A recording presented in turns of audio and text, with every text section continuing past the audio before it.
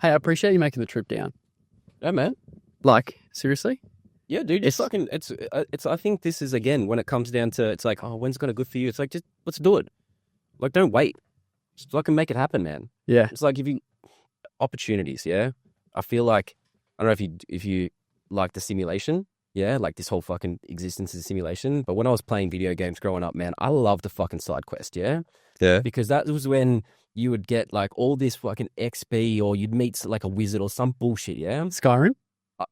Oh no, I can't remember the ones I played, like God of War or something like that. Oh, yeah. Oh, yeah. You had your main storyline, and I feel like the relationship with that and business is that we're on that kind of like one path that for business or your brand hypothetically, but all these opportunities are like little side quests because you never know what's going to go. So it's like, if you were like, let's do, oh, fuck yeah, let's good, yeah, man. Tell me when. I'll drive down. What a 45-minute trip. I listen to a podcast of Alex Hormozy and get G'd up. yeah. I mean, then I meet cool people doing the same shit. Yeah. There's such 100%. power in treating your life like a video game. It's the best. Because, like, for me, I've got a bit of addictive personality, right? And I'll openly say it. I've never said that, but I will. I have a bit of addictive personality, and I've just shifted my addiction towards like business and helping people get outcomes. And it is so great because the validation that you get from giving someone a great outcome is so much better than, spending 6 hours playing Destiny 2 and then feeling drained afterwards, or like, just feeling absolutely hungover from a massive bender. Well, it's like if I was to give you something, that residual gratitude and gratification is going to last longer.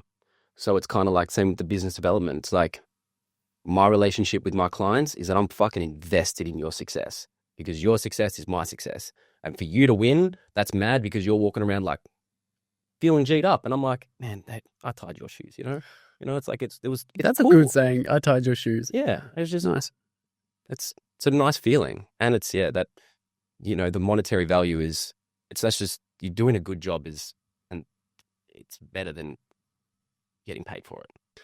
I heard Hormozy saying recently, like, the difference between like people that are like super, super successful and like your kind of like hobby businesses is like one person views it as like life and work as two different things, and the other person just views it as life. Like, I love that because it's like I don't sort of, in some ways it can be detrimental because you do work, like you do end up working on the business like a lot more than probably you should sometimes. Like I have to actively try not to work at times, but at the same time, like I don't view it as like, oh, it's on my weekend now. Like I don't want to touch anything or think about anything to do with that. Maybe if I go on holiday, I'll want to do that. But I just love the whole thing of like, no, I want to go to events. I want to film podcasts all the time. Like if I could travel around and like be working on the business and just like enjoy the travel at the same time, awesome. Like I want to do that all the time because I enjoy it, not because I'm like, got to get some more money coming in, No, it's like again, the money is the byproduct, right? It's like the life that the life that you create for yourself, you're going to be successful, from a financial point of view. If you're chasing it for the wrong reasons, like you're just going to end up in the toilet. And you can see that that's a great, like there's examples around, you've met people along the way and it's like, man, you're just driven for the wrong reasons, and they kind of look at you and go, oh man, why are you so successful? It's just because I fucking love doing it. I do it for the passion, I didn't wake up this morning and be like, oh man, I got to turn on a camera. It's like, I got up and I was like, I get to turn on a camera, and that's just change your perspective and mindset. And again, if you want to go down this, rabbit hole of an entrepreneurship, it's like, you have to accept that you're going to work all the time. You know what I mean? Like every opportunity is like a networking experience because from my point of view, it's like, you could be my client. I could help you in some way. I've got a cool fucking array of skills and gear and experience and knowledge and a can-do attitude. It's like, how can I help you? And I like it when people talk and you get into that, that sort of I'm the same with, I agree. Yeah. Sometimes it's hard to switch off and we do need that. You know, like on Tuesday, like I spent the day with my sister just at her house. Like she lives in St Kilda. We just had a picnic on the front beach, whatever, had some beers. And I was like, internally, I'm like guilty. Yeah. Because I'm like, fuck, man, I'm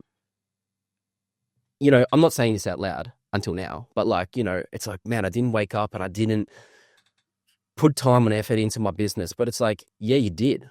Because like now, like on Wednesday, I walked in and I was like, man, I was a powerhouse. I had that efficiency, that effectiveness, because I was able to like set my brain and just like turn it off for a fucking day, but it's hard. It's hard in the beginning. And it's also hard when you have momentum. Yeah. Cause you're like, oh man, I'm fucking like, let's keep this ball rolling. Yeah. It's like, I don't want to fucking stop. But I think that's just an internal, and that's like, the escape of playing video games or, playing cricket, whatever, it's always good to have something that separates the relationship. But then you need an outlet and a happy place. Absolutely. I think that guilty feeling is so relatable for me, but I'm sure you probably relate as well. Like you 100%. You go and, because you've just got in the back of your mind almost like the to-do list of like things that need to be done or could be done. And you've got to, but I feel as though when you're always working, you don't necessarily become more productive. You don't necessarily get more done. Like sometimes it just means you spend an hour on something that should have taken 10 minutes because you fucking like, you're not there and you're just like, oh, I've got forever, so I'll just take forever, So I think it is important to take those times and reset for yourself. You gotta 100%.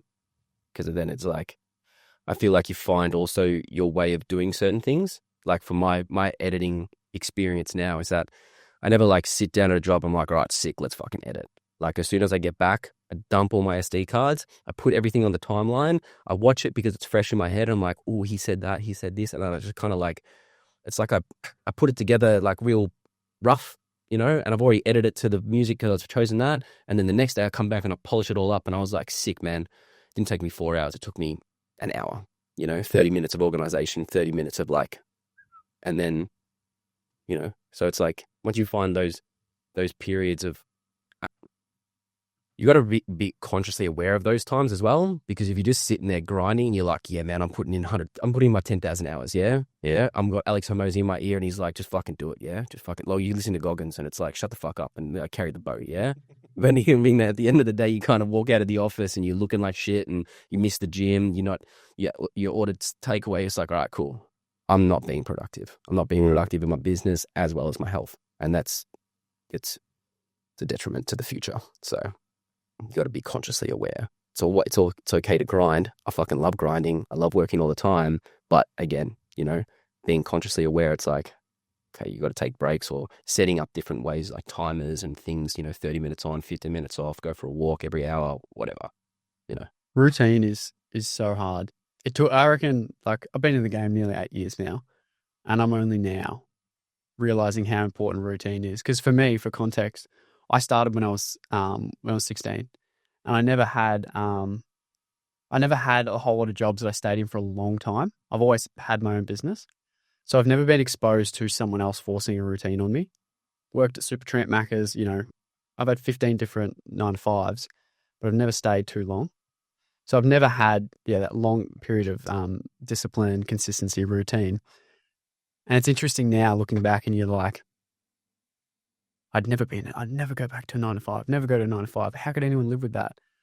And then you realize how appealing sometimes the routine is and how easy it is, but also how much the impact that makes on, focus and things like that.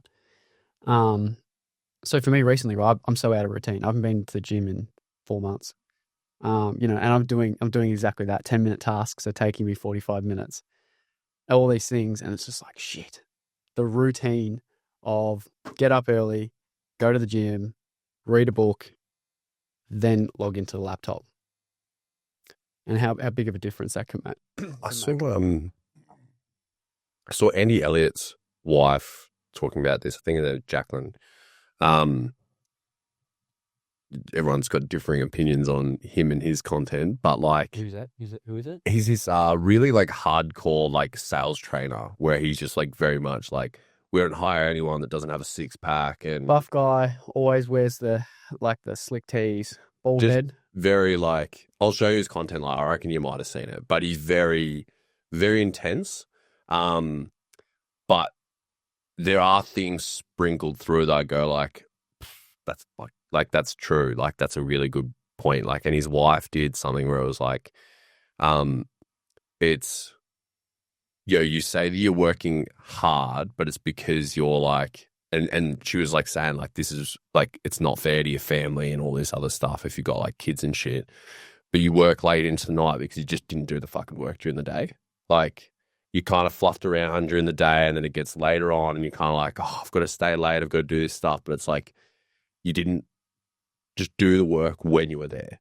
Like it's like, did this really need to be a 10-hour thing, or could it have been 5 hours of like when you're at work, you know? And I'm like, it's funny because I think it's like a Middle Eastern thing that they're like, the more kids that you have, the more money that you'll make. Like that's their mentality. Very different to like here in Australia where we're like, yeah, the more kids you have, you're probably going to be like poorer. Like it's just, yeah. One kid costs you $1.4 million or whatever it is. Yeah.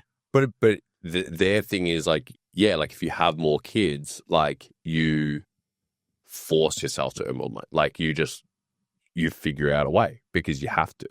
And like, that's I don't know, it's an interesting mindset. I reckon I've like kind of like just in my head been like, I don't have kids, but I think like if I had kids, how would I want the business to be and run so that I could like be there kind of thing.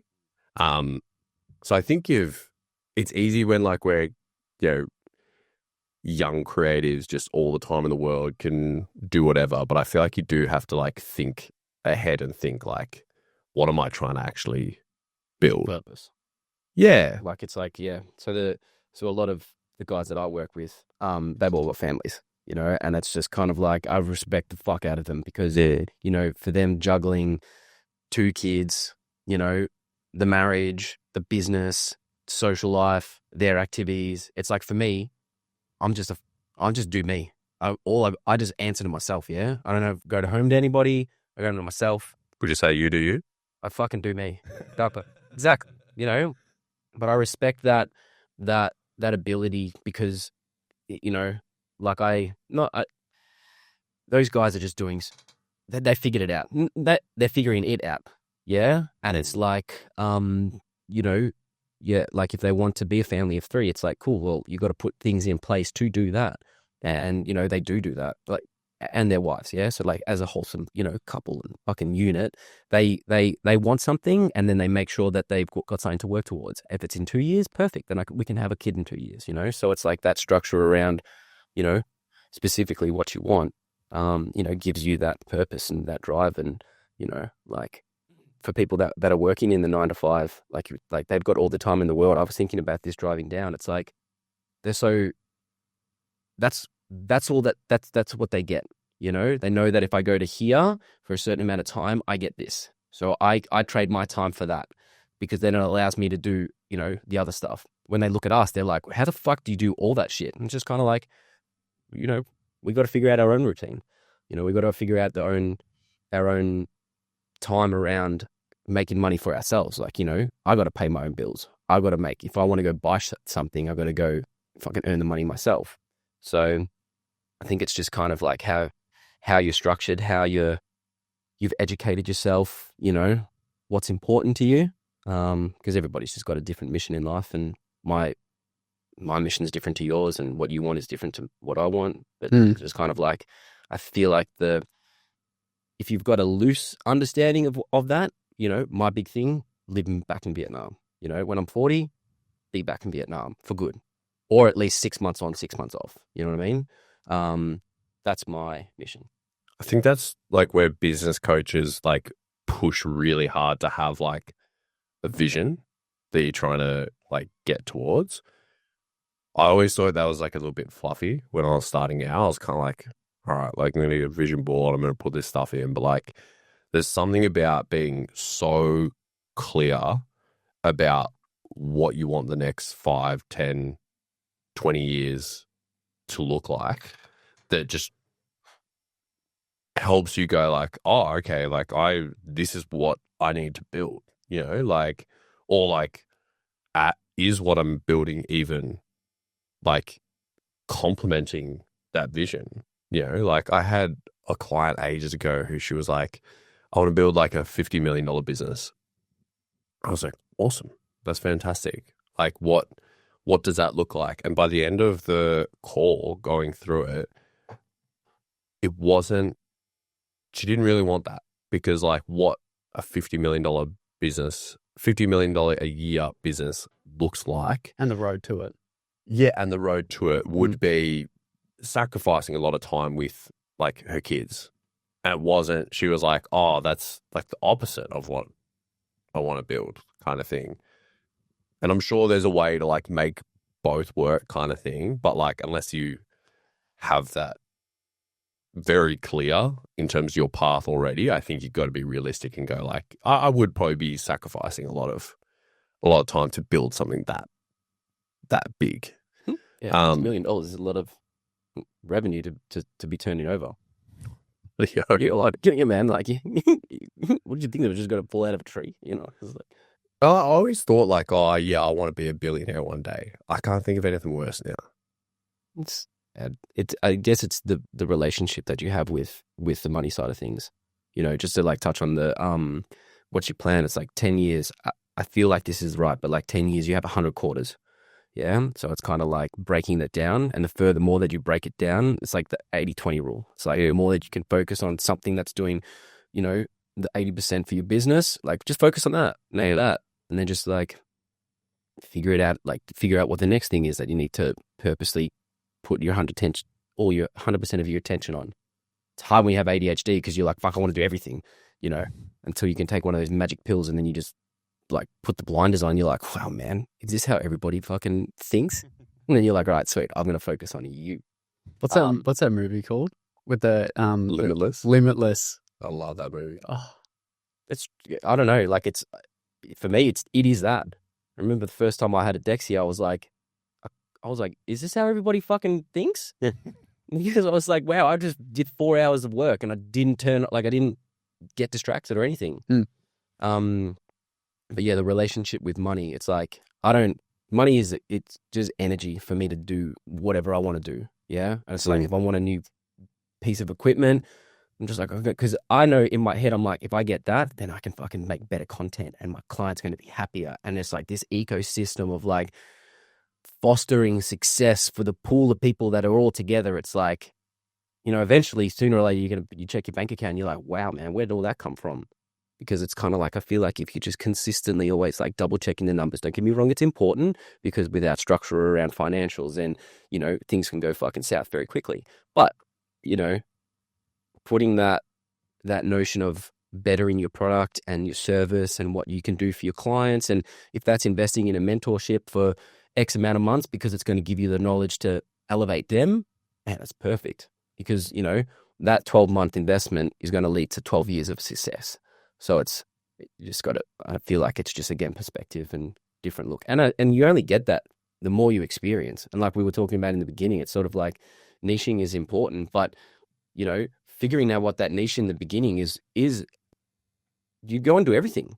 Because, you know, the transition from a freelancer to business owner, it's like, it's a weird one. It's the scariest jump you'll ever do. It's, you know, like the transfer of someone voluntarily giving you money for something is like the coolest experience. I don't know if you can remember the first time, but when I was living in Vietnam, I was working at the motorbike store and everybody would come through. And this one expat came through and I was like, hey, dude, what are you doing here? And he was like, I actually own a villa. And I was like, that's fucking cool. Could I come and video that? And he was like, sure. So I rocked up the next day, brought all my gear, spent time videoing it, made the drone without like just for free. Because I was just like, can I just get better at it? And you can have all this content. Yeah. I just want to get better at my craft. And at the end of it, he was like, bro, that was the coolest fucking video. Here's $1 million dong, right? Which is like 60 Australian dollars. And I went away. He was in a little envelope.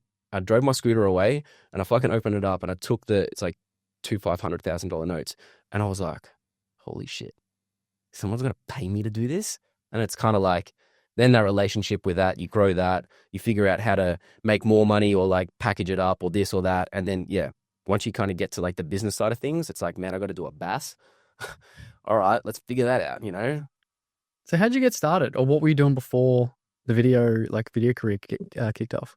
So I did my 9 to 5, started as soon as I could get a job, went to Macca's. And that's like, I feel like everybody in their life should work at McDonald's. Front of house or back of house? I did everything, man. Nice. I did everything. I was like, had the headset on, so I'd take the order for a drive-through and fucking make it. I always had like the best times. You know how it's like from point of order to getting there to handing it in. Under, what is it, 2 minutes, 20? Or I just would, because I was taking the order, I'd fucking cook it. And then as soon as I got to the window, put it all through. And then like my service time was like 30 seconds. Manager would come in and he was like, dude, man, you're not doing this. And I was like, prove it. You know, I was like, man, statistics don't lie, dude. That's big fucking Ronald McDonald data there. Did that.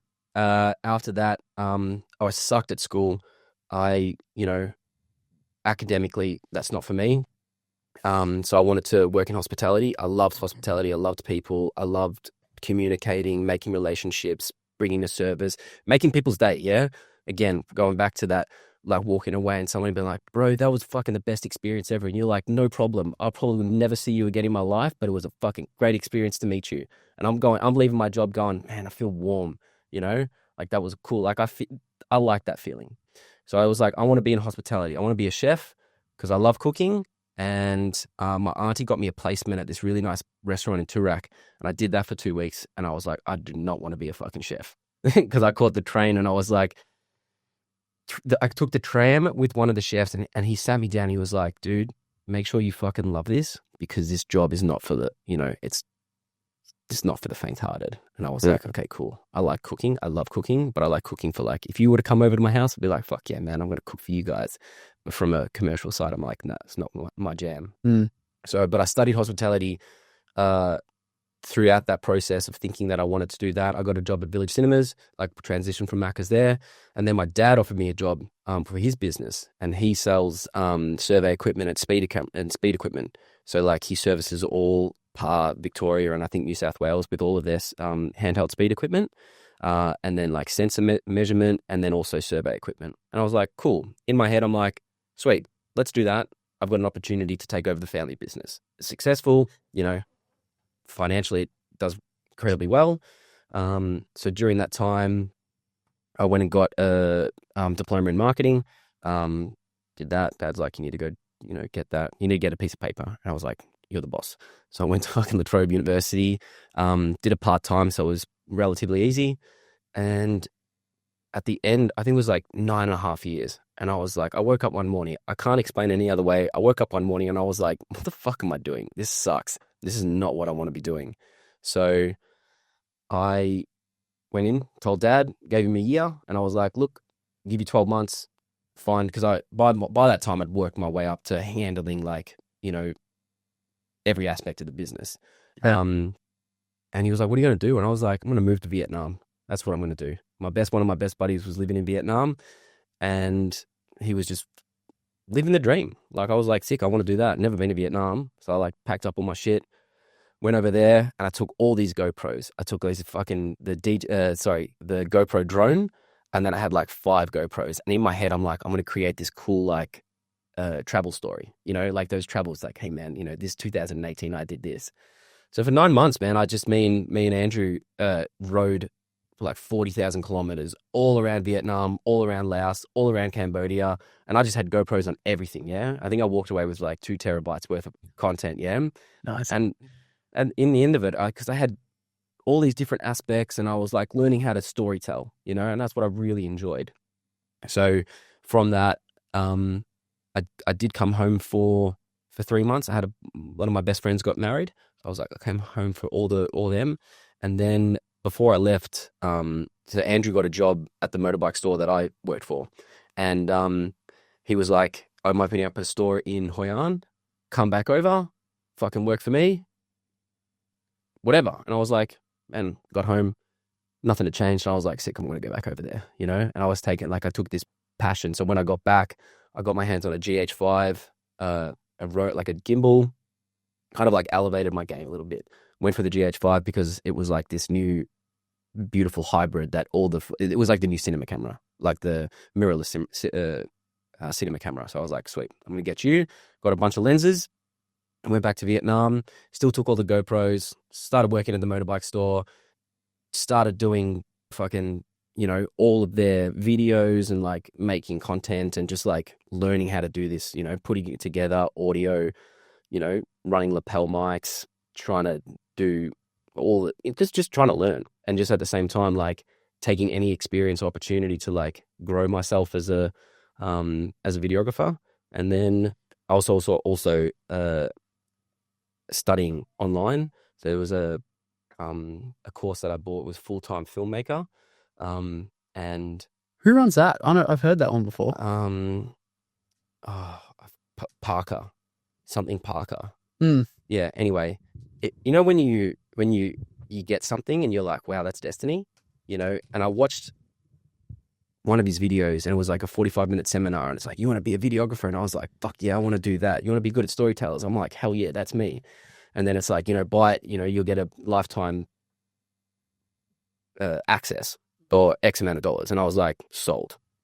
So I did that and I just started learning everything, you know, shutter speed, aperture, frame rate, ratios, everything. And I was like, man, I just immersed myself in this experience of knowledge. And I was just like, this is amazing. I love it. And yeah, the motorbike company just gave me free reign to do whatever. So I made all their YouTube videos. I was like the face of their company. I'd ride around, I'd do TikToks and blah, blah, blah, whatever.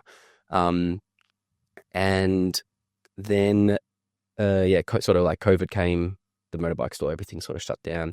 So I moved back, started working at music studios, doing all like the management of all the residents that worked out of it, because it was kind of like a 24-hour access gym, essentially. So you had like key passes to get in and out whenever you wanted, and then you rented your own rooms. So like sound engineers or DJ, whatever, musicians. So I'd handle all of that, plus all the social media management. And then I started getting to like music videos, and like we went to a couple of festivals, like did Beyond the Valley, a lot of interviews. So I really started to gain my skills behind the camera in terms of like also being a creative, like thinking creatively. So that, yeah, did that for 2 years, built up, you know, the relationship with my camera and, you know, taking gear and lighting and audio and blah, blah, blah. Like that grew immensely, plus still learning any kind of opportunity that, you know, invest in like a course or a Udemy or YouTube, whatever. And then 2023, I went out on my own. And now, again, I kind of still did, in the beginning, I still did a bunch of random shit, you know, cars, music videos. I don't know, man, fucking whatever you could think of. I just was like, hell yeah. If it involved my camera, and I was like, yes, I want to do that. And then now eventually I've just landed on the construction industry, and that's my story. How good's the construction industry though? For people that have never worked in it, tradies will love anything that you do. They will love whatever you put together, because one, they just are always doing cool shit. Always. Like even just the simple running a drop saw and seeing all the sawdust go everywhere, or in super slow motion. Yeah, in 100 frames looks unreal. Or if they're cutting stuff with oxys, or they're working on diggers, everything looks fucking awesome. But to them, it's like same old day-to-day, whatever. But yeah, I love the construction industry. I love it because it's kind of like you can really like elevate someone's business from what we can do. And that's what I think I really, really enjoy. It's like, you know, they're creative in their own manner, in their own field, because they can like look at a blueprint and plans and be like, hell yeah, okay, I can see where that wall's going to go. And I'm like, I don't know what I'm looking at. It's a two-plane fucking drawing. But then also they can't look at us, and because we're, you know, filming to the edit, and they're like, man, how do you do that? And it's like, everybody's just there. You like what you like. I like what I like. Just, you're being creative. I'm being creative. It's just kind of like this sexy symmetry of, passions coming together. And it's like, I like it when they get it as well. It's like, sick. That's what I want. And I was like, cool. Can I do whatever I want? He was like, fuck yeah. And I was like, mad. You just free reign. And I love it when you send them something as well. And they're like, 100% sick.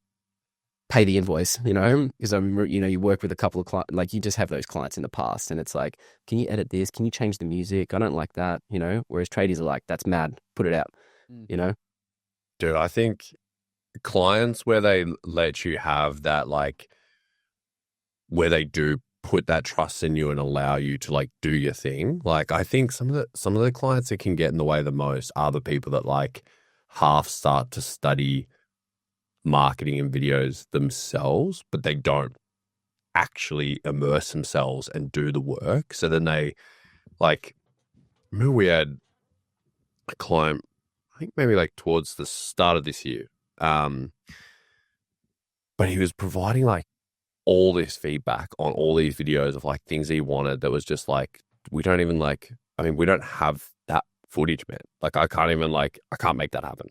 Like there was like a conference that we filmed where we had like one camera angle because like, and we had to like shoot it in a particular way because we weren't technically meant to be there. It was a bit of a shit show. And then, yeah, after the fact, he was just like a month later was like, yeah, like it'd be good if we had like something on the ground and like, had this thing over here. I'm like, I don't know, AI's not there, bro. Like I can't make that sort of stuff happen.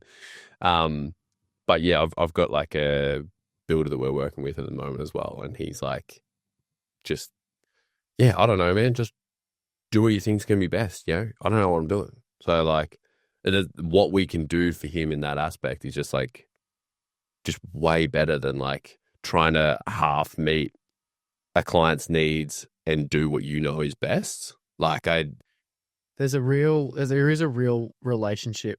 I get it. Like people need to understand the craft. They need to, anyone in business is good, right? Will understand somewhat of what they're asking of someone else. Because unless you can track, measure it, sometimes it can be a completely bad investment or a waste of money. Unless that person is coming to you and being like, hey, this is how we're going to measure success. So just for you, so you can, prove to yourself, so you can prove that your investment is, successful. Some people don't do that, but you're right. There is such a fine line between working with a customer, taking on their ideas and incorporating that into what you do, but also setting the expectation and just being like, trust me. And I like what you said a couple episodes back, being like, we're going to make mistakes. I'm telling you this right now. We're going to make a mistake, but I'm also going to fix it. And I want you to trust that we'll fix it. I think that's been such a powerful thing too. Just laying that expectation early and often. Who, not how. They've come to you because they got a problem and they want you to figure it out, which their digital presence isn't there, or it's not good, or it's not consistent, So it's kind of like, in the beginning, I had like this relationship with like, whatever you need, I will do. Yeah. Whatever it is. Yeah. I come with an array of skills and I'm a yes man. Yeah. And that just got fucking abused. Right. So now I'm kind of like, you've got a problem. I'm the authority. I come to you to build a house. You build the house. Yeah. You come to me because you want the social media management / digital fucking video content. Trust me. Right? Because obviously you've seen my stuff, you see what I do, you see what I do from other clients. So I've got credibility. I can show you that I can shoot. My relationship now with you is I come and really invest my time and see you face to face, understand what, where, and why, and why you started this. The more that you unpack that relationship with someone's love and passion, and because it's kind of like, the more that you can break down those barriers, the less friction you'll have between them and a no. It's kind of like, I understand, but no, we're not going to do it that way. Yeah. Because it's stupid. It's like, you don't put the roof on first because you got to build the walls.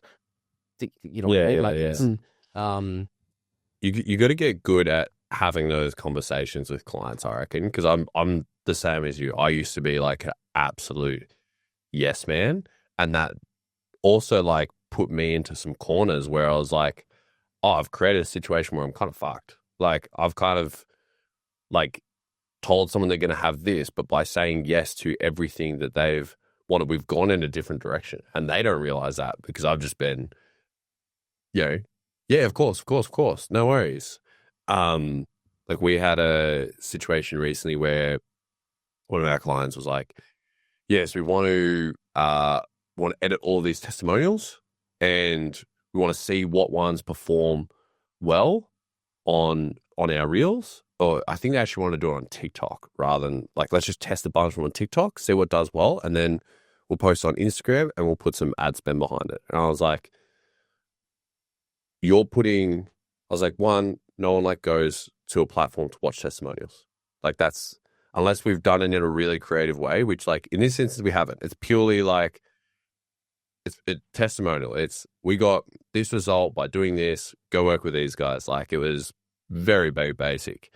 I'm like, that's not going to get views, but like that could be a great conversion ad that is being retargeted to all your other stuff. So like, we're not doing this the right way. And they're like, that makes sense. So it's like, I feel like you got to get used to like saying no to clients because it actually makes them, they'll be happier for it. I in the beginning, it's like, I always like, especially the ones that come and they're like, man, I'm not confident in front of the camera. And I'm like, sick, man. That's what you're here for. That's what I'm here for. I'm going to coach you through it. I'm not going to let you say the fucking stupid shit. I'm not rocking up to your business and just pressing a button. And that's the time that you invest in the beginning because it's kind of like, all right, sweet. Michael gets it. Michael understands where I want to take it. So it's like, I was working for this one videographer and I remember being on site for like 3 hours and he was like, you were on site for 3 hours? And I was like, but that's how long it took to get the shot. It's like your client's paying you to deliver a product that's going to generate them an ROI, not slapping something together. And I was like, I tell my clients and I was like, sick, if we got to be here for a while, obviously I try and do as much in pre-production as I can. Yeah. And I try and, develop an understanding around the business and their job, whatever. But, on site, it's like, I'm not leaving here until you get it. Because, at the end of the day, I'm not going to give you something that's shit because then I haven't done my job, and we're not doing this for the sake of, just a transaction, like that's the bare minimum. But it's like, your success is my success. I want to look good because you make you look good. So it's like, yeah, that relationship being able to be like, no, man, like I'm the boss here. It's funny you bring that up. Like just yesterday, I had 2 different conversations about this.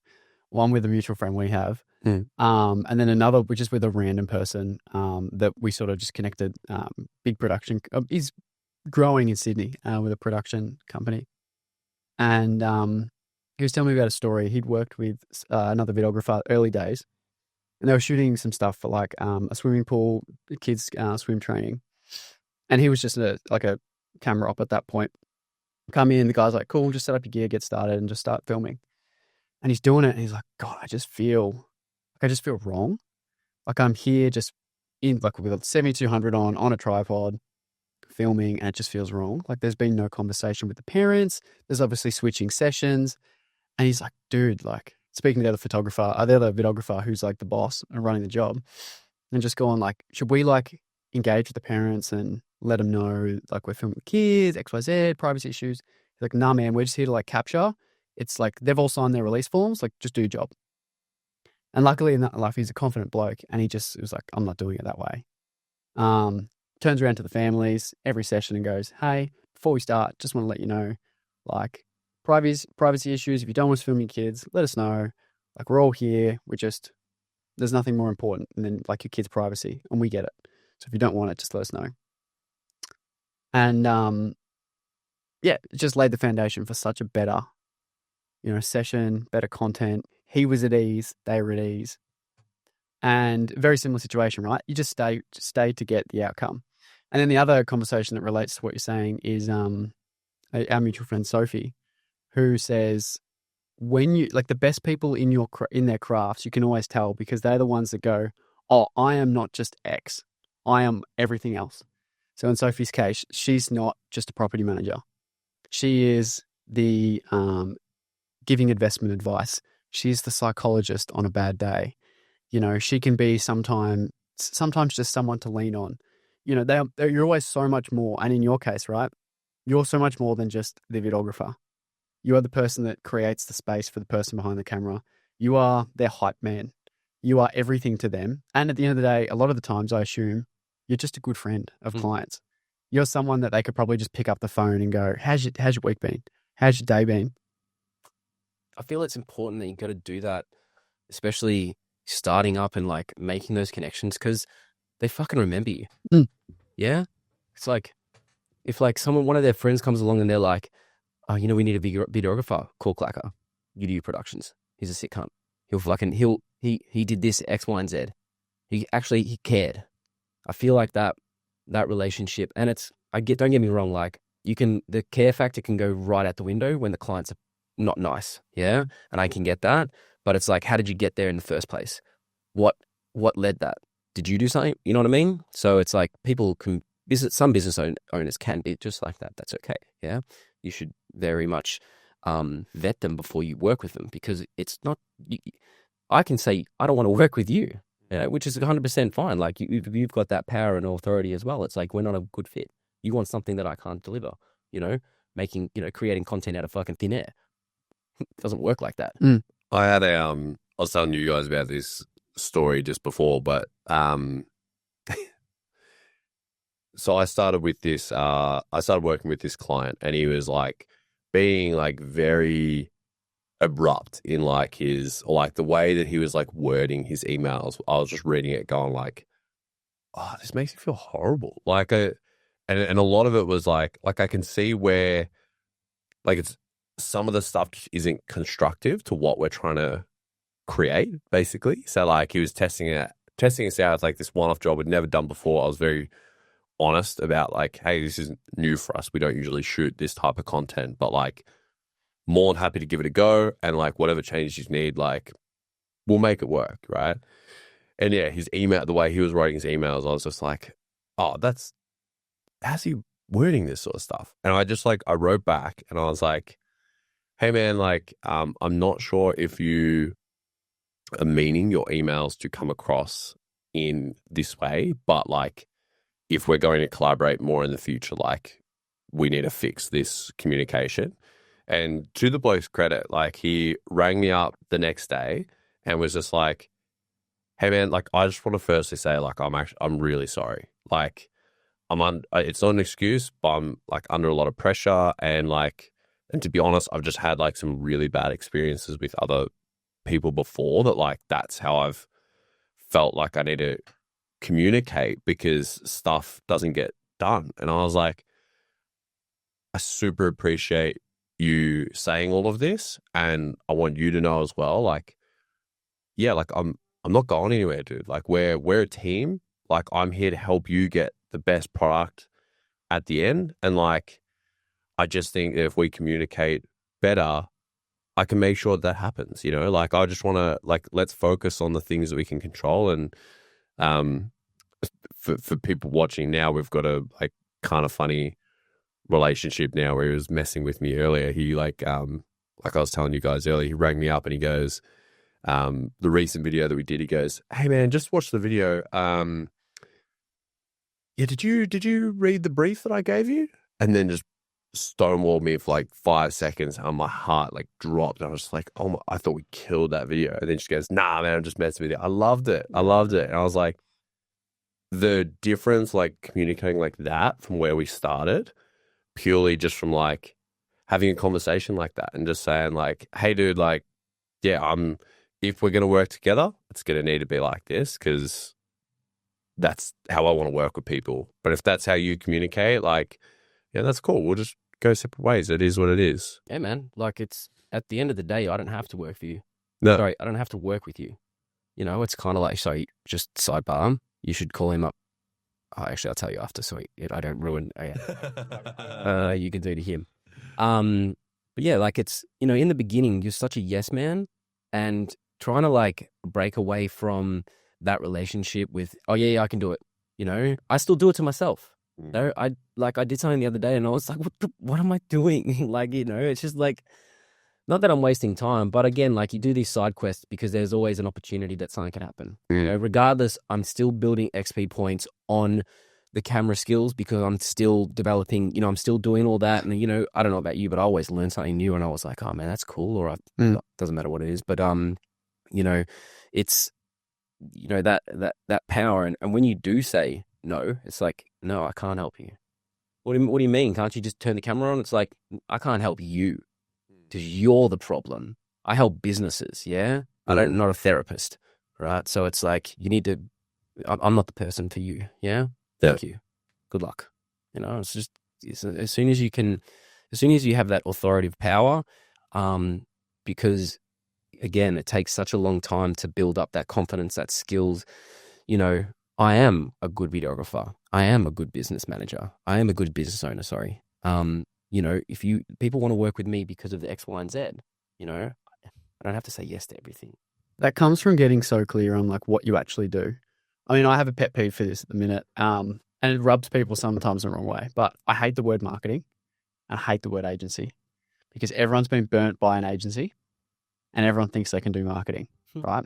And very funnily enough, I liken it. I have the metaphor, I think the right word is. I have the metaphor that it's very similar to a house, right? I believe marketing is a builder, right? Someone that can go, I'm going to build your house.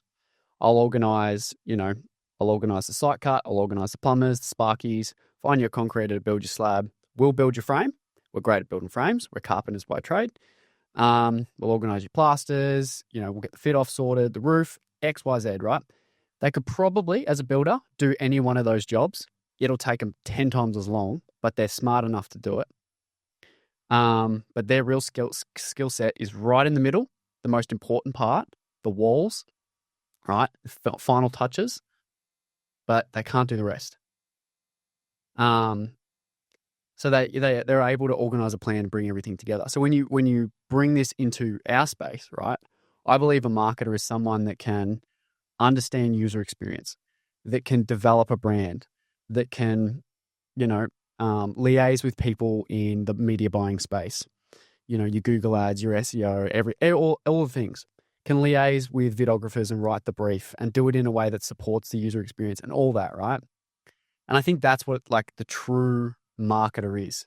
Someone that has time in the game, that either dabbled in a few of those spaces, who've realized their power to step up and liaise with everyone and bring something together. I think that's what marketing is. And unfortunately, I think it's been so tarnished by anyone that can pick up a phone. Anyone that can pick up a phone and generate 2 million views or whatever it is all of a sudden this expert marketer. And back to my point, right? Getting really clear on what it is you do. So I know when we started, we were a marketing agency, right? I'm not saying I'm better than the rest because we were there and I still have moments.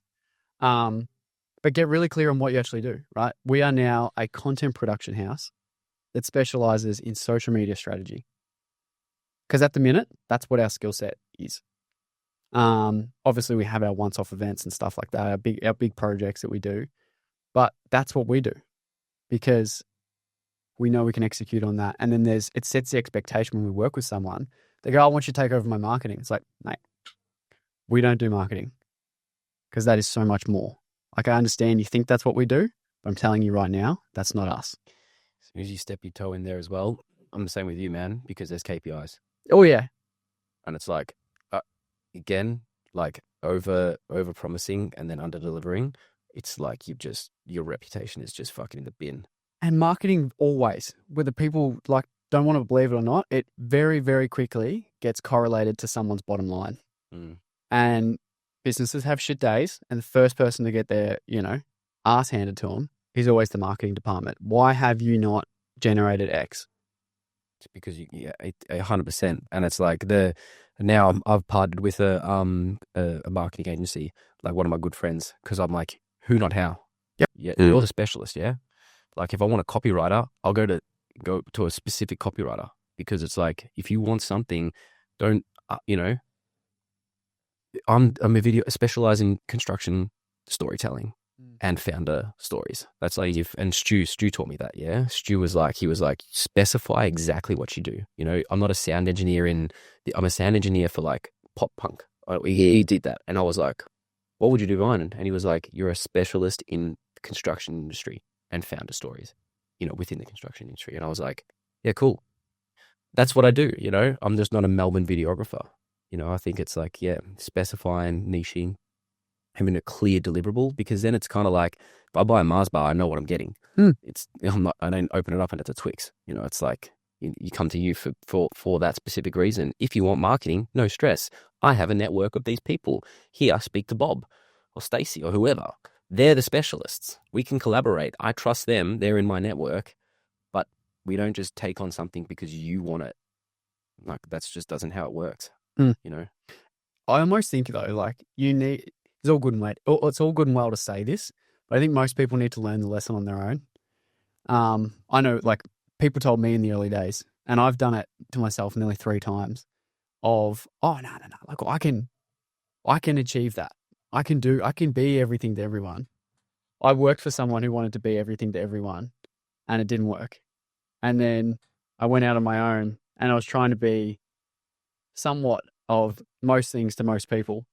And then when we started Recreate, we were trying to be everything to everyone. Like, the only reason I learned it is because I went through enough bad projects, even last week, nearly had it happen again. And it's just, you reflect on it and you go, yep, that's another reason why I'm staying on the path. You have to make those mistakes. Mm. Like, the only way,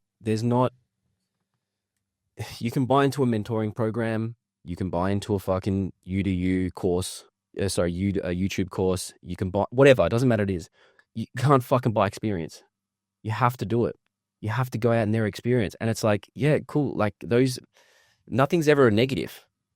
Your perspective on it needs to change, because it's like, I just got runs underneath my belt that allow me not to make those same mistakes in the future. If I do choose to go down that track, then I'm going to handle it differently. Like, I had one experience with a client that I don't work with anymore, but I was like, I gave them everything. I gave them every single aspect. And also I said yes to all the shit that I didn't ever do.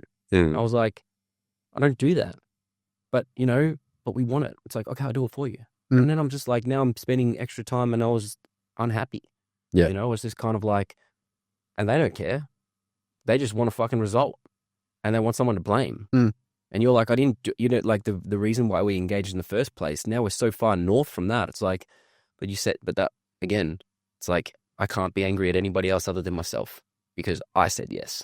So it's kind of like, okay, cool. Don't do that in the future. And that point of authority, it's like, yeah, man, can you do the marketing as well? It's like, no, but I know who can, and they can set all the benchmarks, KPIs, and they can be in trouble if they don't, obviously you don't partner with people that, but it's just such a powerful thing. And again, you're right. Like, you have to experience it. You have to go through it, because at the end of the day, if you don't, then it's like, if you don't make those mistakes, like, fantastic. But at the same time, the valuable skill sets that you learn from that, I don't know how else you learn that, unless, we sit down and we write out a course being like X, Y, and Z happened to us. But then again, it's an eternal attribute of yourself to have that skill set to then talk to people in the future differently. I don't know, the experience teaches you it. It's like when I met Eric, right? I met Eric on a shoot that he wanted to start a company. I won't say the name because it's a freaking, I'll tell you after. Best name for a destination wedding business you've ever heard. Starting that destination wedding business with a few different creatives. And I met him in the studio shoot because they wanted portraits to, like, market the whole thing.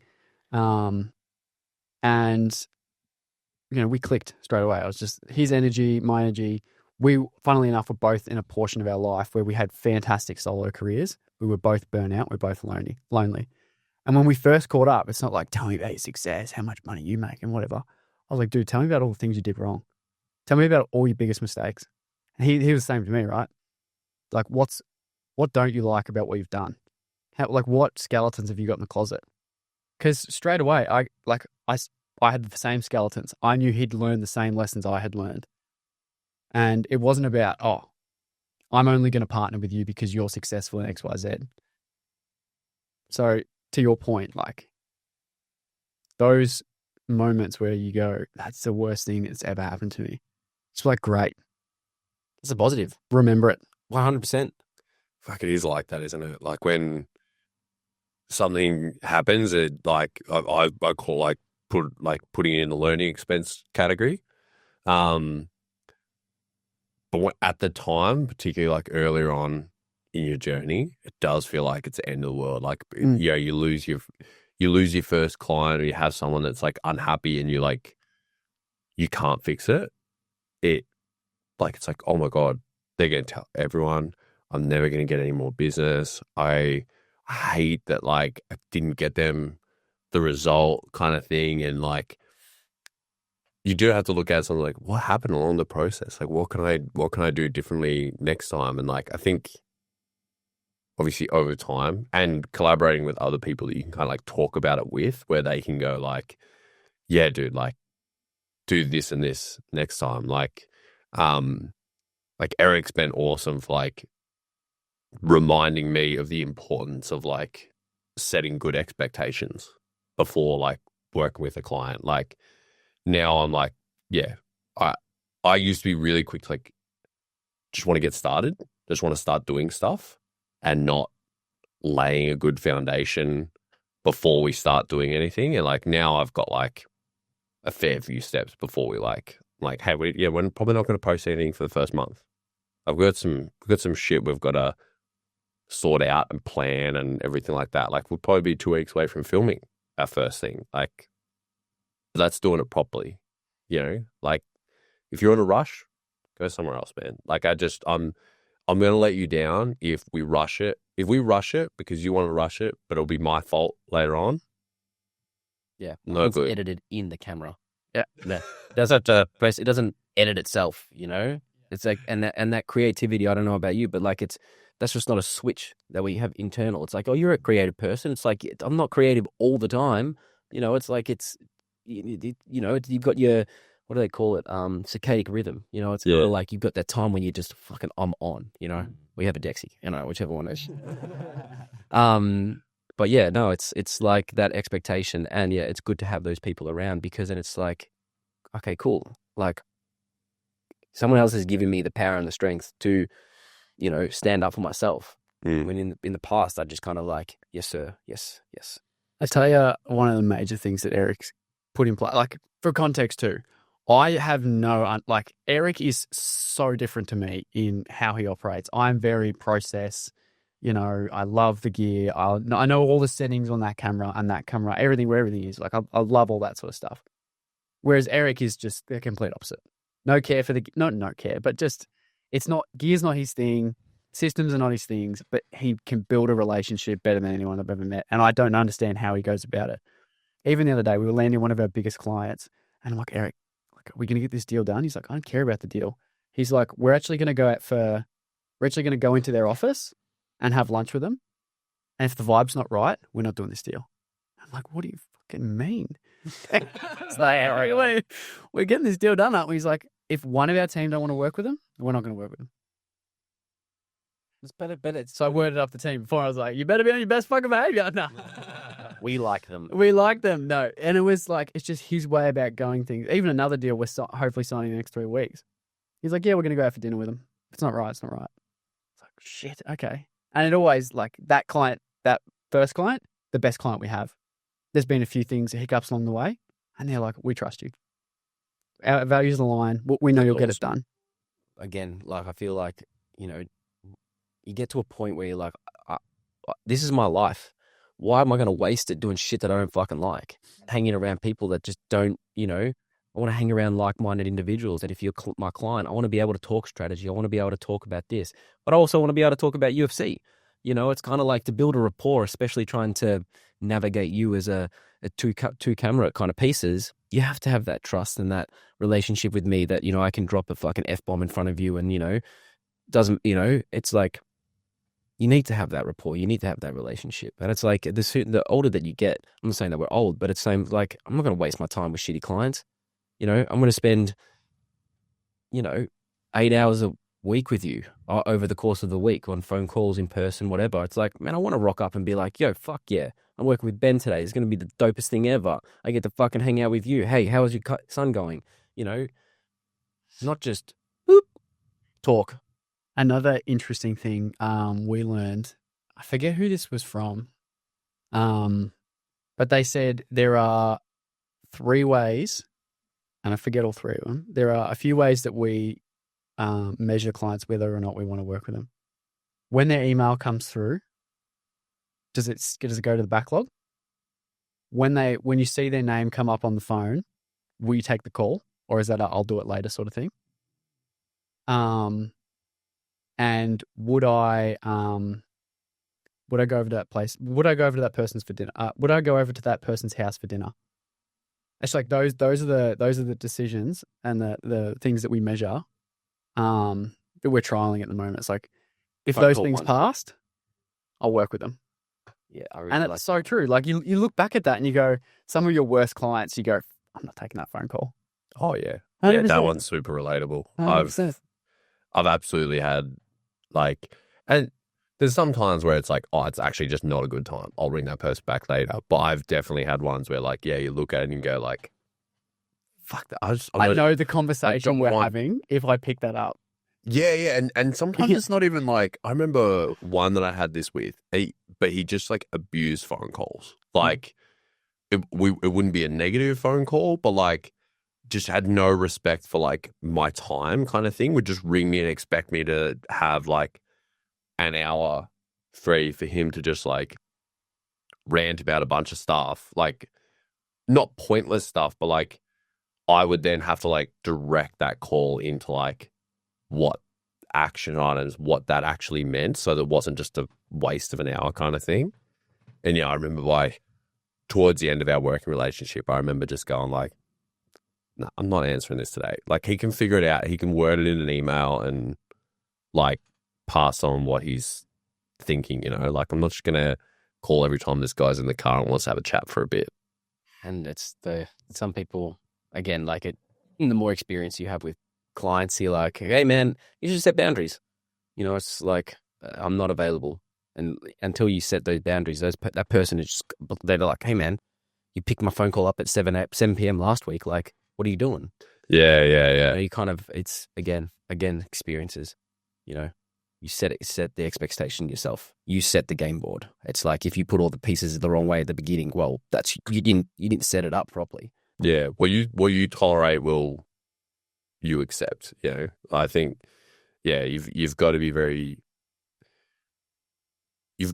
clear about your boundaries. And like, I'm very big now on like not answering. I'll answer like emails, but even with emails, I actually schedule them for the next day to still set the expectation. Like this is when we're going to communicate kind of thing.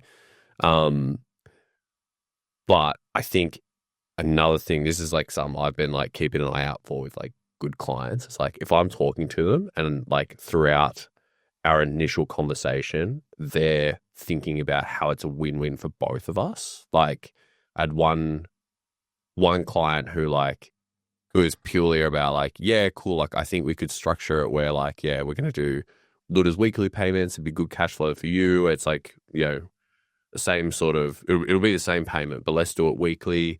And then same client, like next month was like, oh, I need to like change what we're doing. So we just need to like reel it back in a little bit. But like, I'm only letting you know now. So like, let's just do the next 2 weeks as like the same sort of thing. Like it doesn't have to be all monetary related, but like, I think that if you can see that the client's thinking about you and your time and respects things like that, it's like, oh, awesome. Like you're going to be good to work with because I can tell, yeah, it's not just about what you can extract from me, but also like, yeah, this is a working with relationship, not a working for relationship. And again, yeah, it just comes down to wanting to work with. That's a nice thing about niching. It's like, you know, I've specified a category within the market that I want to work with. Yeah. Now I can even niche further and be like, I don't want to work with you. You know, you're not a good fit for my business because I don't like you. That's it. I think I saw on someone's website, wasn't recent, this was a while ago, but they had this whole like, who we work with and who we don't work with. And in the section of like who we don't work with was like dickheads. So something like that. It was, I don't know if it was dickheads exactly, but it was something along the lines, like it was very straightforward of like yeah, if you're an asshole, like I'm not going to work with you. And, to their credit, it's because like no one has told them no. So they don't know. So when they meet, and it's, maybe creatives get a bad name, like hypothetically, because we say no to clients, but it's like, hold on, you probably say no to clients all the time. There's a specific budget that you work with, and you only make $1 million properties. Well, I only want to build a deck. I don't do that. But why not? You're a builder. Same with us. It's like, you haven't heard no.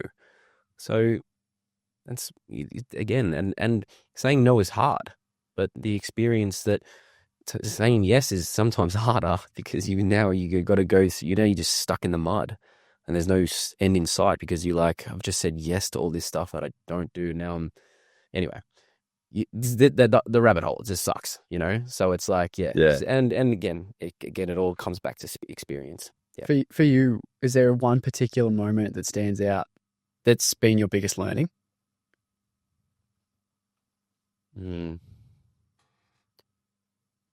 It's just got to be saying yes to shit.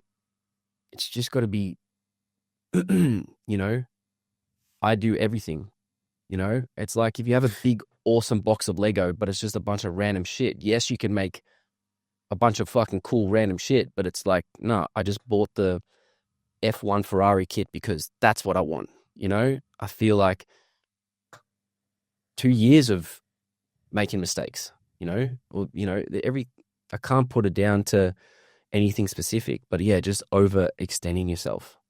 And again, it's not a mistake because I'm like, now I am who I am because of X, Y, and Z. And you know what? I probably will say I'll make that mistake again in the future because it's kind of like, what am I going to learn out? Side quests, I can do the main goal, sweet as, yeah. But again, those side quests, you pick up video game shit, yeah. It's just kind of like, what am I going to learn? Who am I going to meet? What's going to happen? Cool. I'm big enough, old enough, and strong enough now to be like, I don't like that anymore. Let's get back to the main mission. Thanks. See you later. Yep. Peace. Yeah. And I want to talk to you again. You're an NPC. I'll never see you again. But they're not. It's just you got to take the risks. Like if you don't fucking risk it, you miss an opportunity because you had a bad experience. All right, cool. Like, just because you had one bad experience doesn't mean it's going to always happen. You could always definitely change someone's perspective, because you handle it different. Be like, no, we don't play the game like that. We do it this way. Oh, no shit. Yeah. And then they'd be your best client. But, if you said no in the beginning because you're an asshole and I've seen you before, what's that game where you like put the faces down? You're like, I guess so. not working with you, So it's, yeah, I don't know. I know what you mean on that. Like I've met a lot of creatives that like have like built up these like, I was on a call with a videographer 2 weeks ago and he was saying like, he'd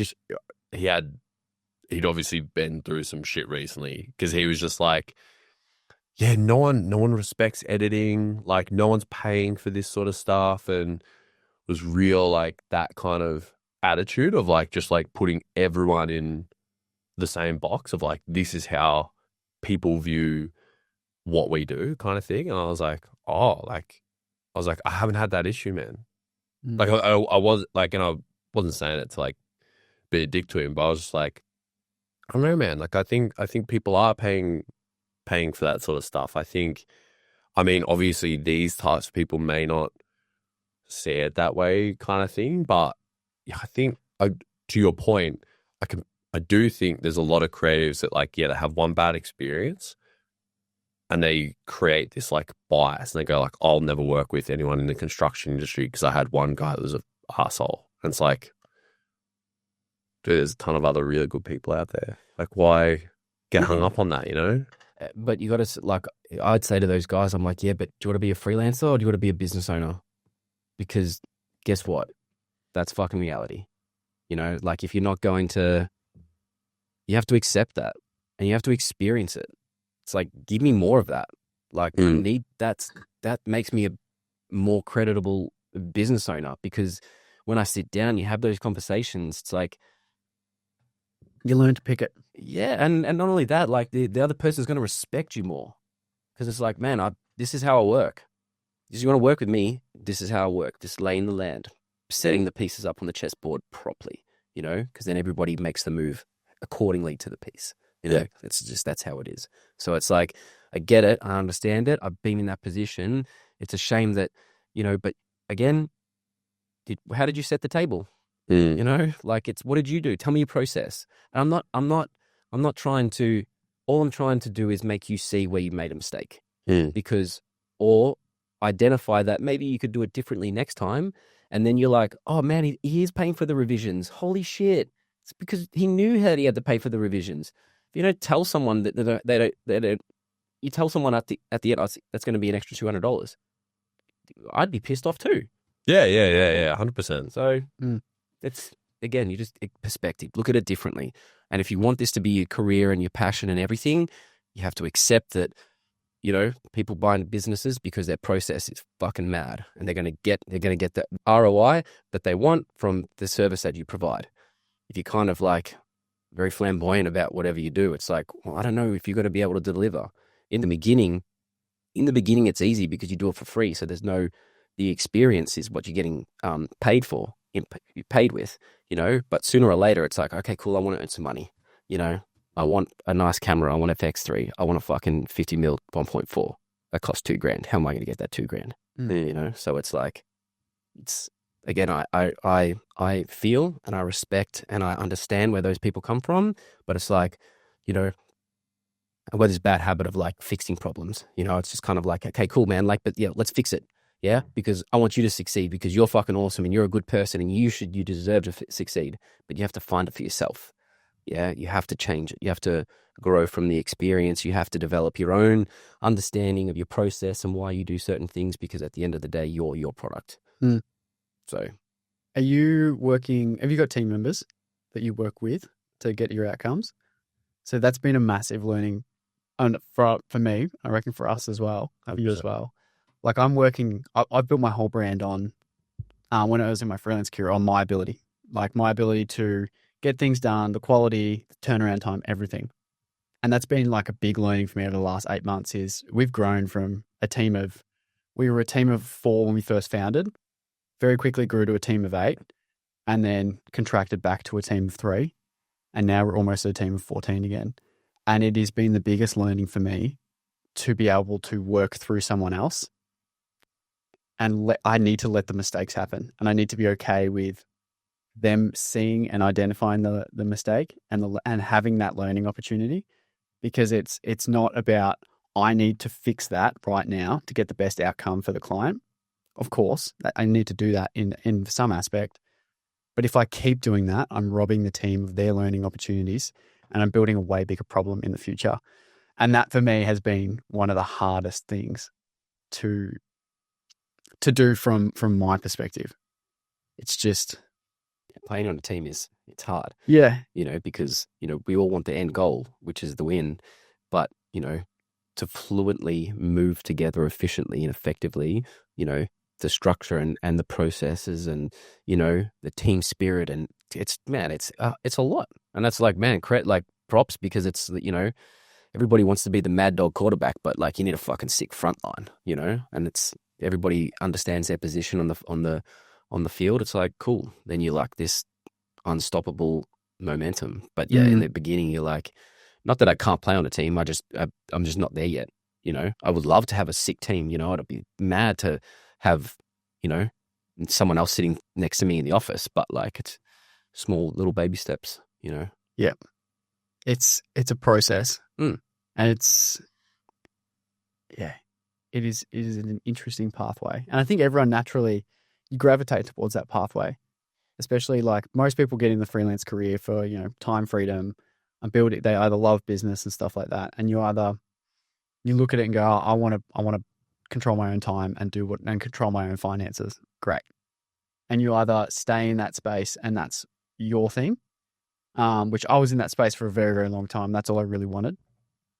And then you get to a point where you go, have I built my own job, or am I wanting to build a business that can expand and be more than me?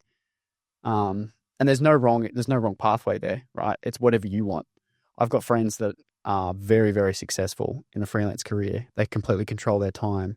They control their their finances, and they can travel. They can work 4 months of the year and travel the rest because they've built that for themselves.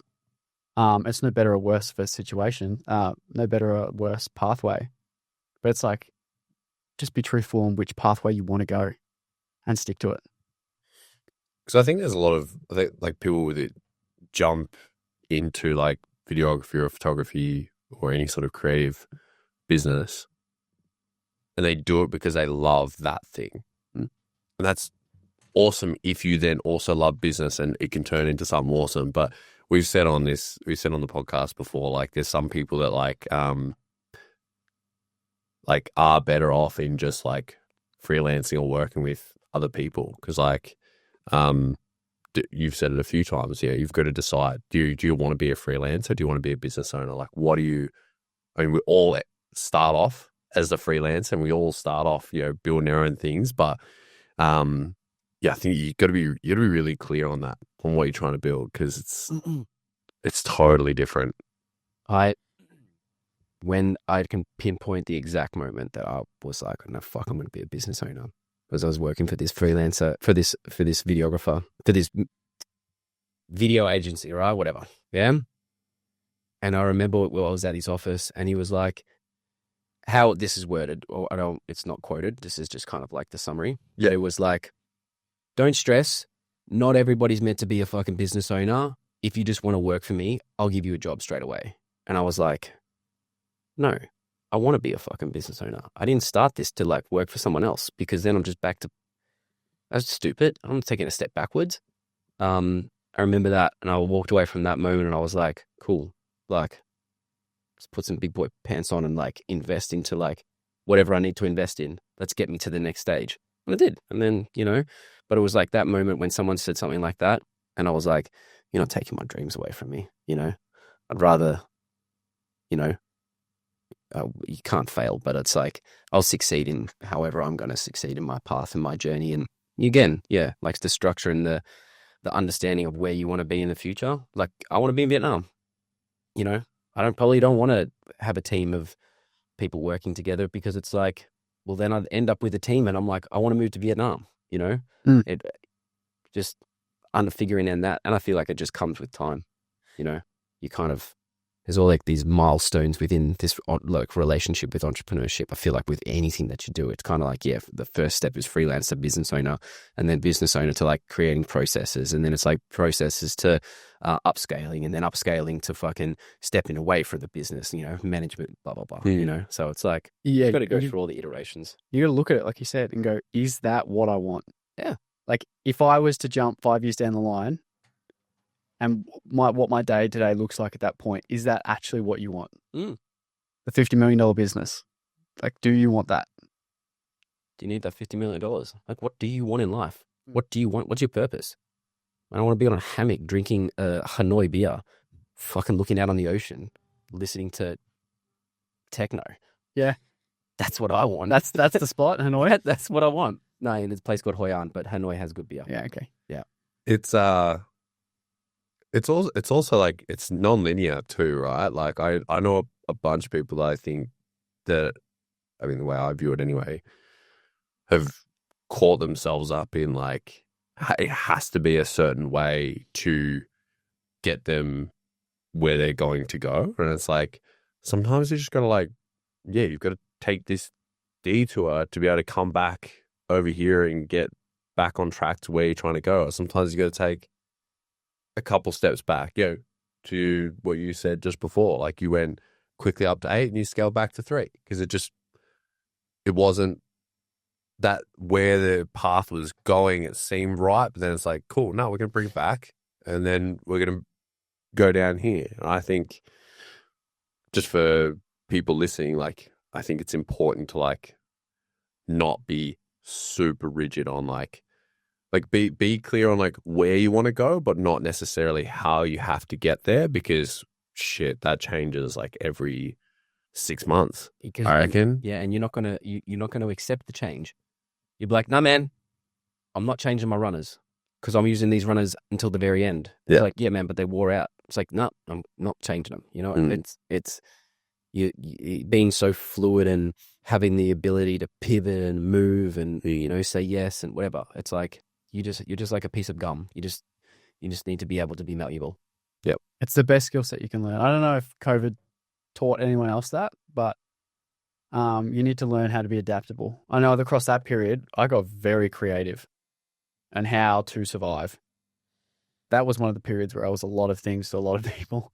But like you need to learn how to be adaptable. And like I don't get me wrong, I love my courses. Like full-time filmmaker, all that sort of stuff. I've got a friend that's just launched one here. And it's massive in the US. He coaches agencies in the US and he's killing it. But with all of that, you need to take it with a grain of salt and adapt it to the way you do things. We bought a process nearly 12 months ago, and it was like, all right, we are going to do this. And this is like, we know the pathway to get the outcome to whatever we need to be. And very quickly, we just adapted it to how we work. It's laid the foundation of our business, but we adapted and molded it to our outcomes, our processes. That's it. Like you take what you learn and, take it with a grain of salt. Like I do a bunch of courses and I was like, man, I took 10% away from that 100. And I was like, the 90% I was like, not relevant or I didn't know or I didn't care, but that 10%, it's like you were saying before, it was like, oh man, yeah, that was sick. I'm going to take that. I'm going to implement it. I'm going to take that knowledge. And then, I feel like the people that don't allow the flexibility and, that they bought something with the expectation that it's going to do that one thing, I bought your mentoring ship and your processes. Where's my $50 million? Yeah. It's like you didn't do the work. Well, hold on. You told me the dream. It's like you've completely missed the, it's like at the beginning of, like Gary Vee, I was watching one of his talks and he was like, look, man, statistics tell that only 3 of you out of these 100 people are actually going to fucking do anything that I say. That's just reality. The other 97 people are just fucking lazy. Yeah. You want something. Actually, David Goggins said it as well. It's like you buy into a course or a exercise plan and then it doesn't work for you. So then you buy the next one and you keep doing that. And you never come to the relationship that you're the fucking problem. You're blaming your environment. And I think that's like,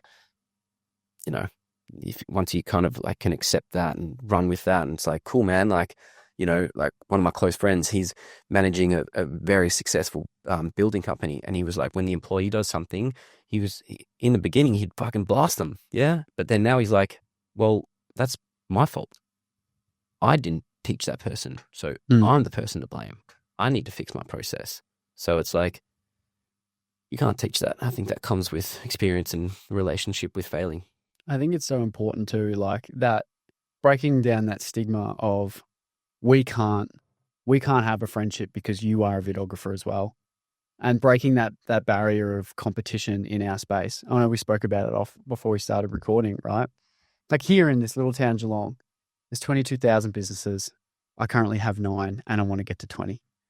Job's in the same spot. He has his own business and he wants to be working with a very similar sort of client base. There's room for both of us. And someone said this to me very early on, like people are willing to share. You'll be surprised. You might have to ask 10 people and 9 people will say, mate, get fucked. I'm not telling you how I run my business. I'll create you as a competitor. Sure, there's plenty of people like that. But there is also plenty of people out there that is willing to just go you for asking. And I'm more than happy. Let's go out for dinner. I'll tell you how I'm doing it.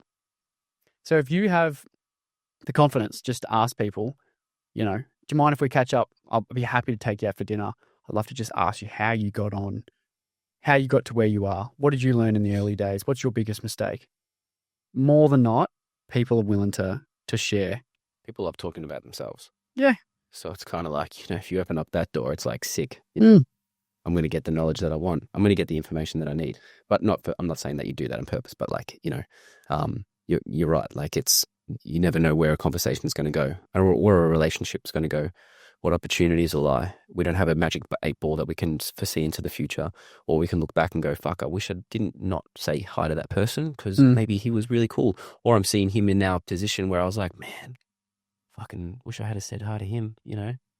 Dude, if you have one dinner or even like share a few tips with someone and they immediately become a competitor that can steal like so much business from you that it puts you out of business. Yeah, you're doing something wrong. You weren't that far ahead.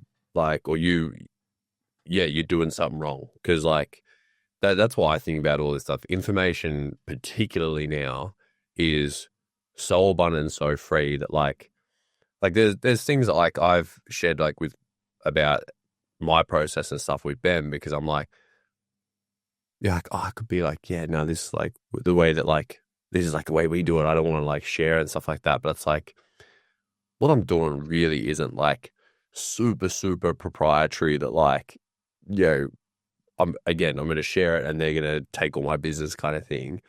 It's like probably going to figure out in 3 months anyway. Let me just fucking save Ben 3 months. And then it also comes back, then Ben also shares stuff with me that's like, I can go, oh my God, yeah, that just saved me 3 months, And you do that back and forth and you just become better. And I just think like creatives really need to like embrace collaboration a lot more. Like you can't replicate someone's personality. Yeah, I can steal your shit and come back in 3 months and be like, yeah, man, so like I stole your shit, but it's not fucking working for me. And you'll be like, yeah, man, because you can't replicate me. I'm the product. Yeah. My process exists from a mentor that I want to pay $3,000 for. Go fucking, you can get this information very easily, but you can't be me. So it's like, don't steal, be authentic. Don't fucking pretend to be something you're not. People want to work with people that they love and also collaborate with people that they generally interested. Friends, it's all ships rise in a high tide. That's my mentality. Yeah. I'm not here to fucking gatekeep anything. You want to know something, just ask. You want to borrow one of my lenses, sure. Like, just bring it back. You break it, you fucking understand that you got to buy, pay for it. But like, man, like, why would they hide that from someone? Like, I remember in the beginning, starting off, we all had a shit time, because it's like, you never know what's going to happen with that person. You might change their fucking life. But you were going to you were going to say no because, oh no, I can't give him like whatever. It's silly, because they could turn out to be one of your best friends. Save your life, fucking change your life. Who knows? I remember there's a pretty renowned creative here in Geelong called Peter Foster. Very early on in my career, he used the space out there, and he gave me the time of day for 15 minutes to teach me a little bit about lighting, and that has laid the absolute foundation for my career. And even the other day, it was funny. We collaborated on a job for a charity event, and I rocked up and I had my lighting set up. And it was just completely janky because I knew what we were doing. I knew roughly the outcome we could get. And it wasn't one of these things that needed to be perfect. And he rocked up and he goes, you fucking clearly haven't listened. You never learned the lesson about lighting, did you? And I'm like, you mother. But like he took the time of day to explain it to me. And I spoke about it on another episode. Like I have this ritual now that he did that I do. That has absolutely laid the foundation, and I minimizes a lot of my mistakes. And what it is before every job, I close my eyes and I build the set. So it's like, have I got my tripod? Where's my camera going? Is the battery in the camera? Have I got the SD card? Is there a lens on the front? Microphone? I've got the lapels that can hook on the person. I'm going to run the lapel. Have I got my lighting here? Softbox on the front, the head, the C-stand, and I build everything. I build it in my mind. And is that in front of me? Yep, cool. It all gets packed in the car. And you just don't forget anything. And it's just something that I picked up from Peter. Oh, right. Sorry, yeah, yes. Yeah. I thought you were like when you were there, but before you leave. Before I even leave, I build it in my mind. And it's great too, because then I get to the site, and if I know the location, I've done the scout, I know it just setup's easy. It's a breeze. That's nothing worse than rocking up to site and going like, yeah. Where's my SD I don't know. cards? Yeah. None of my batteries are charged. What the? My SD card's full. Oh. Yeah. Dude, I actually went to a shoot and I was so super lazy. Again, experience, yeah? And I rocked up. I was like leaving and I had I just had one 28 gig card left. Oof. And I was like, man, whatever. Like, it'll be a piece of cake, yeah? And it started to fucking get low and low and low. And I was like, because I was shooting 4K, 50 frames a second, 10 bit. And I was like, all right, cool, let's just fucking knock it back. Yeah, I'll just go back to, 8 bit. All right, cool. I got an extended an hour, but something in the settings, it went back to 25K, 20 FPS. And I was like, oh, when I got back to the editing, it was in the wrong. It wasn't 50. I was like, fuck, idiot. So my laziness had caused this now issue that I've got to spend extra hours on because I didn't, it'll be fine.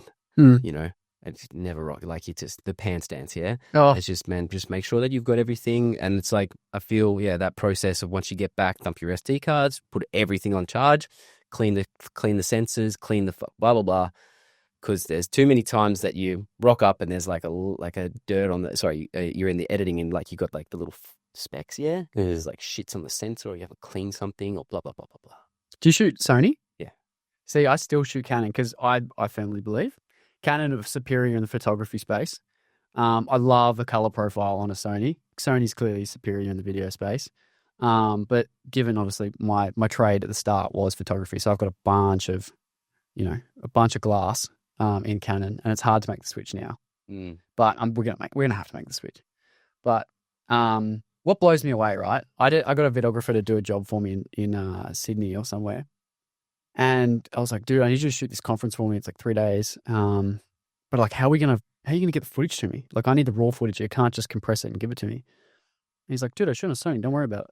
I was like, when we shot our event our side, it was 2.5 terabyte. So tell me how you're gonna get to me. He's like, dude, you do like 200 gig. It's like 4K, 24. Like, I'm surprised this day. I didn't realize how small the file sizes come out of a Sony. Like, they are incredibly small. Yeah, I remember you telling me like maybe like 6 months ago. I remember, and these guys are much, particularly Ben is very much more advanced on cameras than I am. I remember you telling me how much the file size was on an event that you did. And I was like, I'm doing something wrong.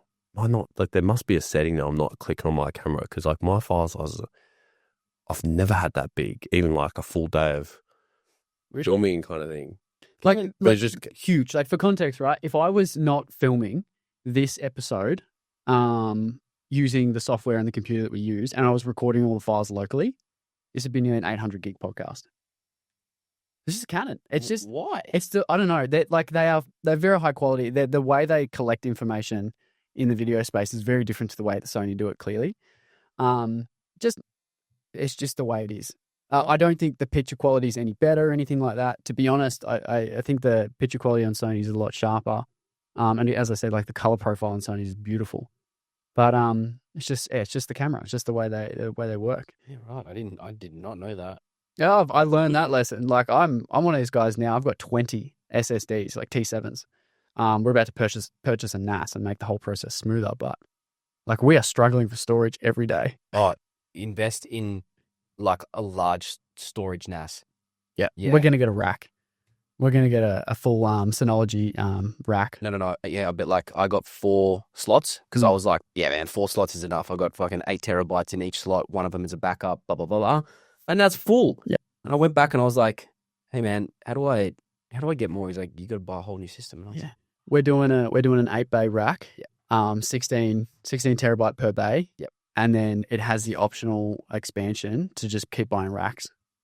oh, So I can just buy another 8-bay rack. But you've got to have a server rack to be able to do it. yeah, right. Yep. It's storage. Okay, just on that note, how funny is it like becoming in this field and like, you got to upgrade. If you upgrade your camera, you got to upgrade your fucking desktop. You got to upgrade your desktop. You got to upgrade the SD card reader. You got to upgrade the lens. I was just like, it's such a domino effect. Yeah, like I was shooting Panasonic GH5 that was the first camera. Sick camera. I bought this really nice gaming laptop. Like, I went to this dude and I was like, this is what I need it for, and he was like, cool, I'll build you a gaming laptop. And I was like, is it going to do editing? He was like, yeah. And I was like, this is when I began. I didn't know what I was buying. I was just like, can you just give me something that's good?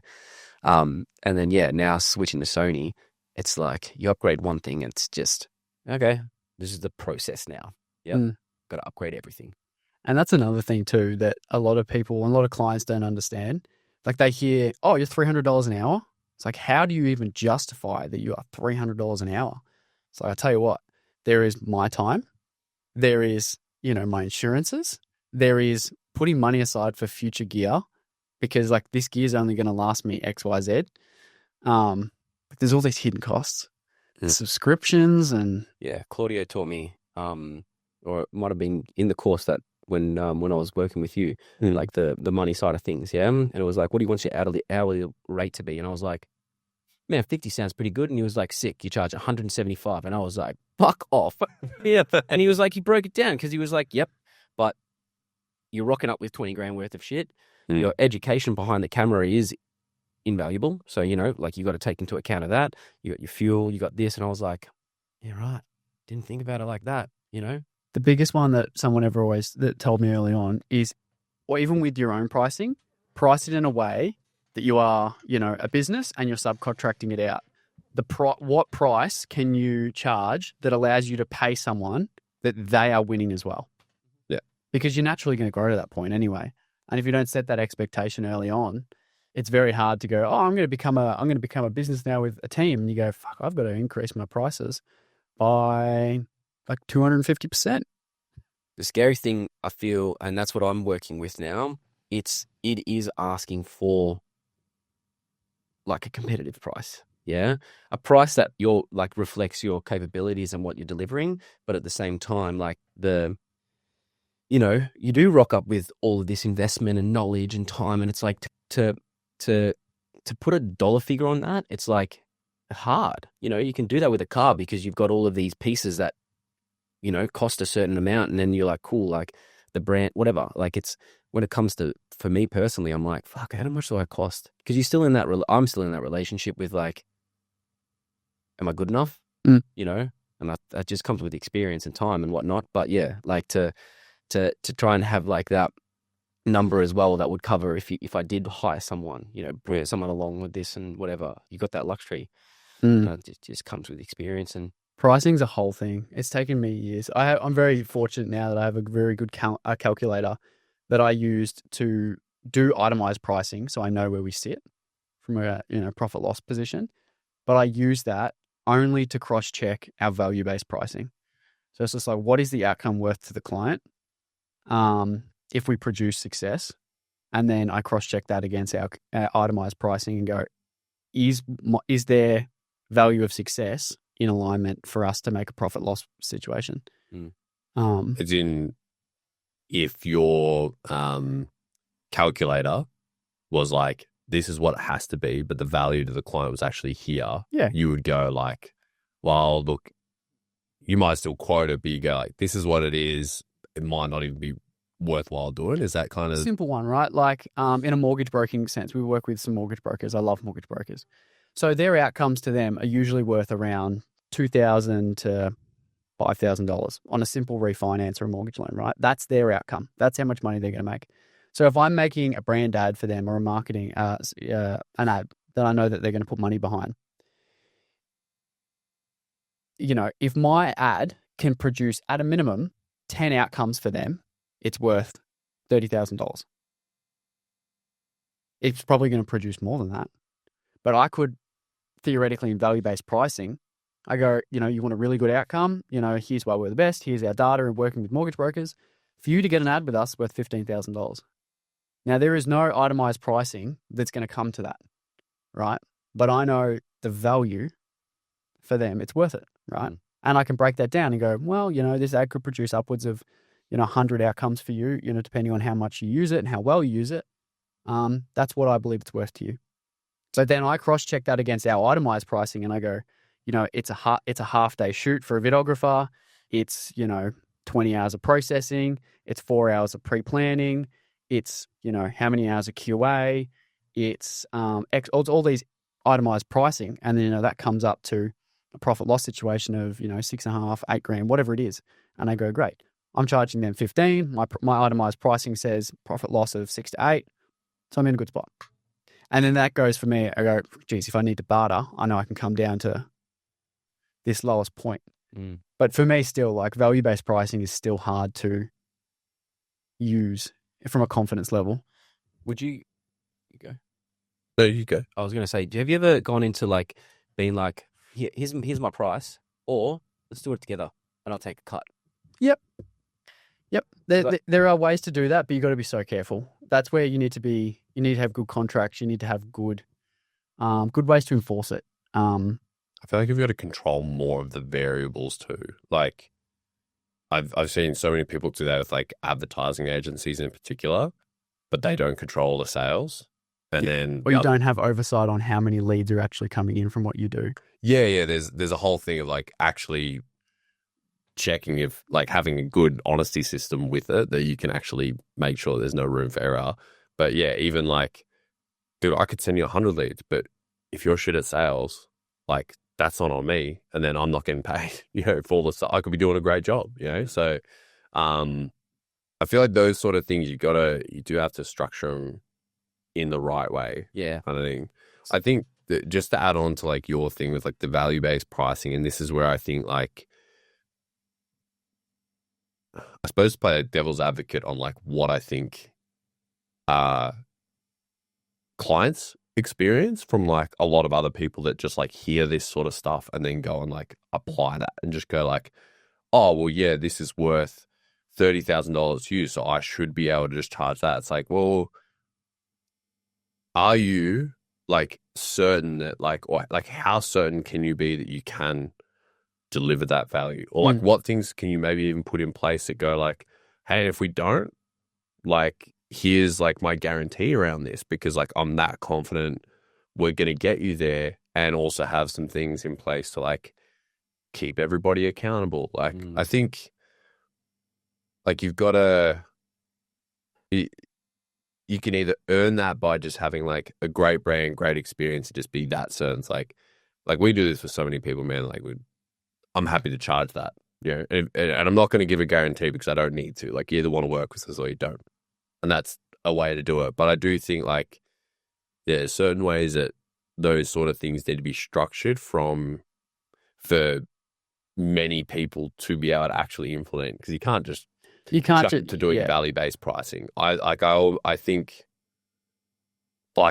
everyone almost needs to start off at hourly and like the cost-based side and earn your right to go, no, we can do value-based pricing now. For context, we still don't do value-based pricing. On every job, I look at what the like value-based pricing would be, but I still to this day can't implement it, because again, what you're backing up and saying on, I don't believe we have the reps on the board to be able to implement it. I still do it because you need to at one point make the switch. But to your question before, like we have tried to experiment in that no cost up front, we'll take a percentage of outcome. But to your point as well, like you need to be so careful of what you justify success. I know there's a client of mine that I used to have that did that. The amount of stuff that they do, and like they call it like partnering, and it's like very much like they basically become a part of the business, but they pretty much do everything. They do all of the marketing, they do all of the sales. Like there's really not like a stone left unturned. And because they're doing the sales, they actually see what's coming through and everything as well. So like, I do think, yeah, if you want to do it, you've almost got to be prepared to like go all in. Yeah. I'd like to experience it, because I want to be like someone to come to me and I'd be like, man, let's do it together. You look like a cool dude. Let's grow your business together. And I'll just get a, percentage of whatever, however it's, worked out. Because I just don't know how it would work. I just need to experience like that relationship with what it's like working with someone on a strict, like, obviously we'll be friends and whatnot, but at the end of the day, we're scratching each other's back because we want a service from one another, and there's skin in the game. So we're both going to be, headhunting for the results. I don't know. It just sounds cool. Sounds fun. So many ways to structure it. From like basic retainers where you're just breaking even and all your profit comes from the outcome of their success, and so many ways. So many ways. But again, like you said, I think you do need to start with itemized pricing and just get a grasp of what things actually cost. Because I know for a long time I had no grasp I was charging $220 an hour or $150 an hour in the very early days, and going, yeah, like I'm going to rock up and I'm going to do an event for 2 hours, charge $150 an hour. It's just like shit. Took me half an hour to get there. Spent an hour on a sales call. Spent 6 hours editing. It's like shit. That is not $150 an hour. Yeah. And you realize you're working for peanuts. You're working for $12 an hour, $15 an hour in the end. So it's just like actually be realistic. Like break down your job, do the exercise. Like you don't need to tell the client this by no means. You don't need to give them the breakdown, but know your breakdown. And I feel like at the end of the day, you know, the better that you get with your sales and your pitch and your confidence and your skills and your products and whatnot, it's like I know I'm gonna get you your ROI. I know I'm gonna fucking deliver. Yeah, because that's like we're like best friends. You know, we've got a business, but it's like that. You know, you have to make sure that you're still, you know, developing that sales skills and pitches and whatnot. But you know, sometimes I want my work to speak for itself. You know, it's kind of like I don't want to have to do any talking.